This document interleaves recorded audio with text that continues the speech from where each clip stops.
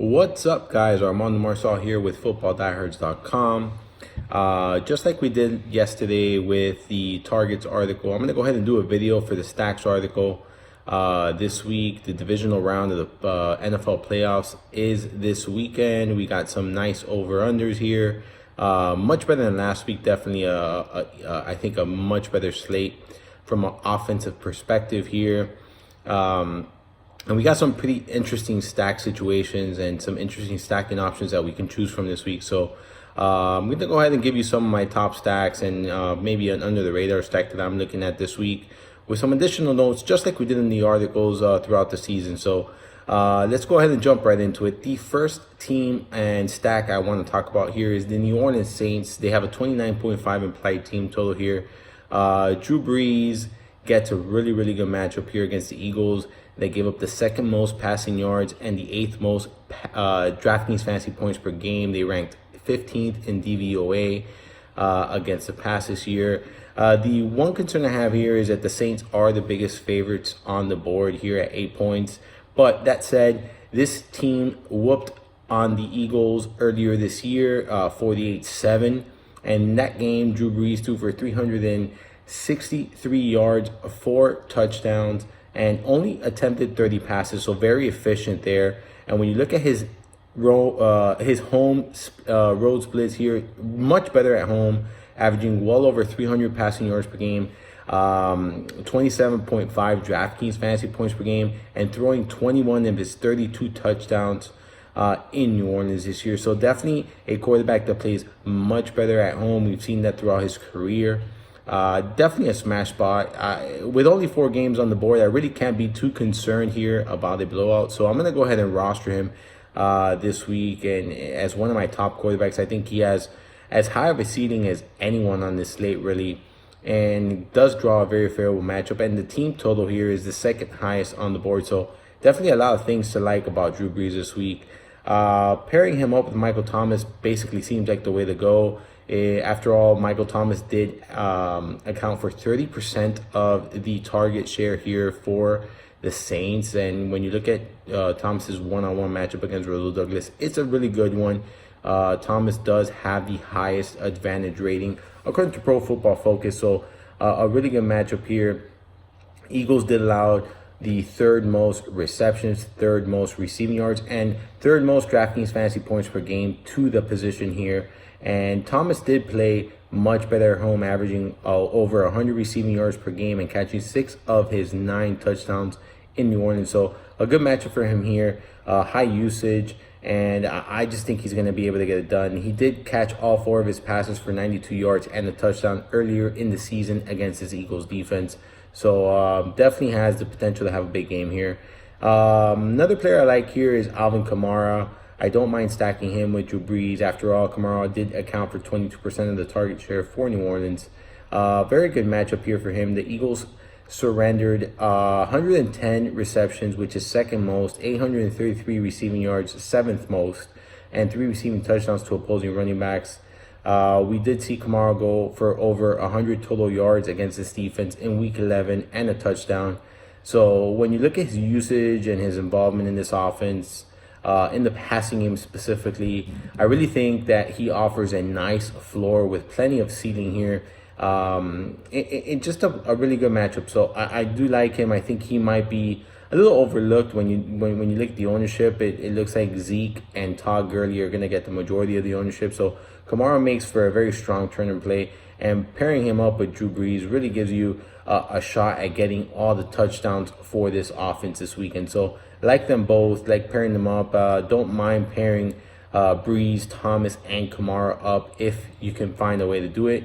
This team is expected to score a ton of points this weekend with that with actually the second highest implied team total here. Another player on this offense that you can actually think about is Ted Ginn. I have him more as a secondary option.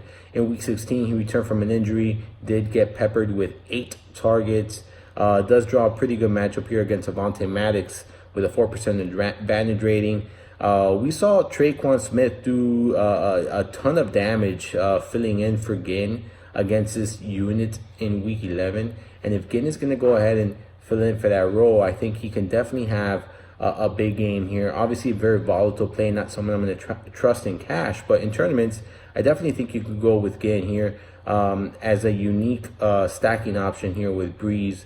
So those pretty much are the three guys I'm kind of looking at. If you want to take a flyer on someone like Tre'Quan Smith, you're tossing a dart there, but definitely showed upside and displayed some big playability here, but not someone I'm focusing on this weekend. So moving on to this next stack here, I'm looking at the Indianapolis Colts, obviously led by Andrew Luck. This team attempted the third most pass attempts per game. You look at the game environment, it should be a good one for Andrew Luck. According to Vegas, it should be chasing points here. And when you look at what KC has allowed this season against opposing quarterbacks, 4,721 yards, passing yards that is, and that's the most in the NFL, 30 passing touchdowns, tied for fifth most, and they gave up the fifth most fantasy points per game. Luck has quietly had a strong season with 41 touchdown passes, 4,800 passing yards, so far this year. He's just been really, really good, very efficient. Only 3 games during the regular season that he did not toss multiple touchdowns in. So I really think this is a good spot for him. I think he's going to be able to go on the road and get it done. From a fantasy standpoint, I wouldn't be surprised to see him throw for over 300 yards here, and again 2 to 3 touchdown passes, and with the upside to throw for more there. So like him here a ton on the road. I one of my top quarterbacks, right behind Breeze actually. I have him right there with Breeze as my 2 favorite quarterbacks on the slate here. Obviously pairing him up with Hilton makes a ton of sense. Hilton did account for 19% of the target share. We know that the Chiefs allowed the 5th most receptions, 5th most receiving yards to opposing wideouts. Good game environment here. When you look at his one-on-one matchup against Charvarius Ward, grading out well below average, 23% advantage rating here for Hilton. We saw him get 10 targets last week, so the usage is pretty good here. So I like Hilton here, obviously, and I also like his price. I think it's reasonable considering the situation for him. So like him here quite a bit. When you look at another option here, Eric Ebron, he accounted for 70% of the target share. Chiefs ranked 25th in DVOA against opposing tight ends. The Chiefs also allowed the 87 receptions, 5th most in the league, 1,067 yards, 3rd most in the leagues, and 10 receiving touchdowns to opposing tight ends, which is 2nd most in the league. So definitely a very good matchup here for Eric Ebron, who was very involved in this passing game for the Colts here. And when you look at what the Chiefs have allowed, the most DraftKings fantasy points per game, so Ebron is set up nicely here in a smash spot, in a good game environment. So I like him here pretty much as my 2nd favorite tight end on the slate behind Travis Kelce. And when you look at from a point per dollar standpoint, he might be number 1 here. So pairing him up with Andrew Luck, it makes just a ton of sense here for me. Another guy I like is Dontrell Inman. I liked him last week. Was very excited about him just because it looks like Luck really does trust this receiver. When you look at the last 3 games, he scored in each of those games, caught 13 of 15 targets, so been very efficient. Comes at a very affordable price. Good game environment here for Inman, so like him a ton. I don't know if he's going to be all that popular because some people might be chasing what he did last week, but that being the case, I really don't care. This is just a good matchup for him, a good game environment. And when you look at his price tag, it just makes a ton of sense here to go ahead and roll with someone like Inman. The last guy I want to talk about here, and Inman to me is a borderline primary target with a stack here with Luck. I mean, obviously I'm prioritizing Hilton and Ebron ahead of Inman, but I really don't mind maybe putting Hilton and Inman or Ebron and Inman. I don't really mind going with 2 guys from this stack here, if that's the way you want to approach this slate. Nyheim Hines is someone that really intrigues me. He did not do anything last week. 0 across the board. Did only play 9 offensive snaps, which is concerning. But the game environment and the game script really didn't call for his duties last week. However, this week I think that might be a little bit different, as this should be a very close game, high-scoring game, and I wouldn't be surprised to see Luck dump it off to Hines and see Hines more involved in this game. He might come at a low ownership because he burned a lot of people last week, including myself. So if you're trying to be contrarian with a tournament stack, maybe going Hines at a very cheap price here makes a ton of sense. This is, after all, a Chiefs defense that was generous to opposing running backs this season. So Hines is someone that definitely draws some interest in me here. Aside from these guys, I really have no other players in Indy that I'm going to consider or have strong consideration for in a stack here. So those are my top 2 stacks for this week. I got one more here as a set, maybe like a tournament stack, and that's Dallas Cowboys. I like Dak Prescott here against the Rams, giving up 30 passing touchdowns this season, tied for 5th most. When you look at what they've allowed on the ground, they allowed the 11th most rushing yards to opposing quarterbacks, which bodes well for someone like Dak Prescott that does run the ball efficiently. You look at the game environment, this is a team that's expected to be chasing points, and that is the Dallas Cowboys. So I really like that aspect. I like the game environment. I like his price tag. He's just very cheap here. He does have upside. So I think in tournaments, he's going to be completely unowned. I believe he's projected at 5 to 8% ownership over at Fantasy Labs, which is very low for a 4-game slate. So Prescott is one of my favorite, value / tournament quarterbacks on this slate, because I think there's upside there. I think everything pretty much sets up for a nice game for him here. Pairing him up with Amari Cooper obviously makes the most sense. We've seen, the ceiling that Amari Cooper offers. He's utilized so much better here on this offense. Looks very comfortable with Prescott. And, Rams allowed 20 receiving touchdowns this year, which is tied for 6th most. Game environment is favorable. The usage has been consistent for Cooper here. So I really like this spot for him. I wouldn't be surprised to see him have a huge game here at all. So pairing these two up is something I'm planning on doing this weekend in tournaments. You can also go with Zeke. We know his involvement in the passing game. We know his usage in this offense. Obviously, the Rams have been generous to running backs this season. Zeke did account for 18% of the target share here. And when you look at what the Rams have allowed, they tied for 3rd most receiving touchdowns here to opposing running backs. I think the game script really won't affect Zeke, whether they're playing with a lead or playing, or chasing points. I think he's going to be involved. So if you want to roll these two out, I think that's fine, because you're basically going to get all the touchdowns for this offense here.